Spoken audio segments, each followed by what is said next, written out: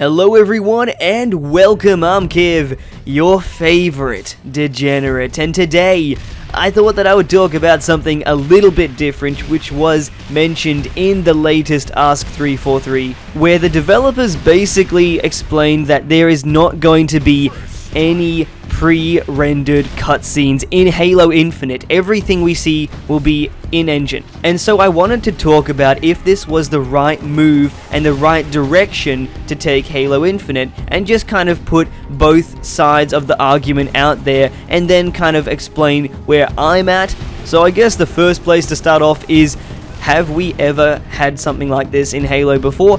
Well, not officially, because we did get really close with Halo Reach and the Spartan armor customization, but this is the first time that we're seeing something that is genuinely affected by what is happening in-game, like the time of day, what weapon the Chief is holding. So I think it's going to be really interesting, to say the least, and it all comes to this idea of having smooth transitions. When the developers talked about it, they basically said that they wanted to have everything done so that it was a continuous flow. It wasn't a start-stop, rigid experience. It all is kind of based around, from what I can tell, it's all going to be done to allow them to tell a much better story, because typically a lot of first-person shooter video games, they end up having missions and cinematics in between where it acts almost like a TV show, where it is all part of a story,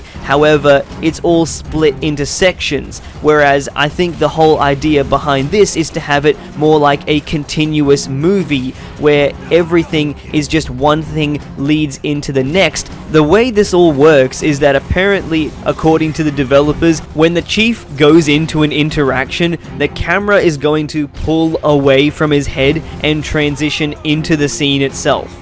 This is one of those icing on the cake sort of situations, because it's gonna enhance a story, but if the story at its core is shit, then it's not going to help at all. Like, if Halo 5 had smooth transitions between the cinematics, I don't think that that's gonna change all of our opinions on it as a game. So yeah. On the other side, there's a couple people like myself who happen to love a good blur cinematic, and when you have a game like Halo Wars, where the art style and the general look of the game in-engine is really different to how we're used to seeing Halo, having those cinematics in there is like a holy grail, and it just looks so awesome to see everything brought to crisp detail. I don't know about other people, but I genuinely didn't enjoy the in-game cutscenes in Halo Wars 2, because the Spartans just looked like toy soldiers, but then in the actual cutscenes, it's just like, yes, Jerome looks so goddamn good. It just almost has you in tears, because it's just something that has been brought to life so well and in such crisp detail that it just makes it unbelievable. So I guess from this point onwards, the next question is, can the in-game cinematics handle that in Halo Infinite? Can 343 pull it off? That's the million-dollar question. And I think that the only way that they could answer this is if they had the July gameplay reveal and they just did it again, but with the updated visuals. That would be the best show and tell I have ever seen, because it would prove every hater wrong.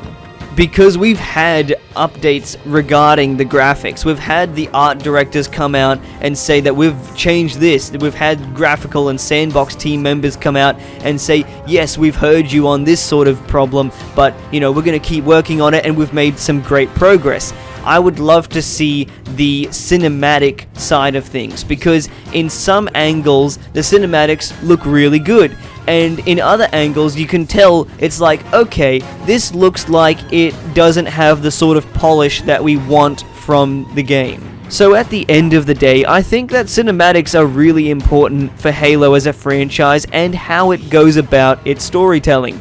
For Halo Infinite, I don't know how much this is going to be affected, because yes, it would be great to see everything have a much more fluid and much more continuous sort of style, but on the other hand, it's also important to make sure that your cinematics look good and highlight the universe for how it is. But that's just my thoughts on everything. I hope you guys enjoyed this video. Let me know what you think in the comments, and obviously if you want to keep seeing more content like this, then you know what to do. I've been Kiv, and I'll see you all on the next one.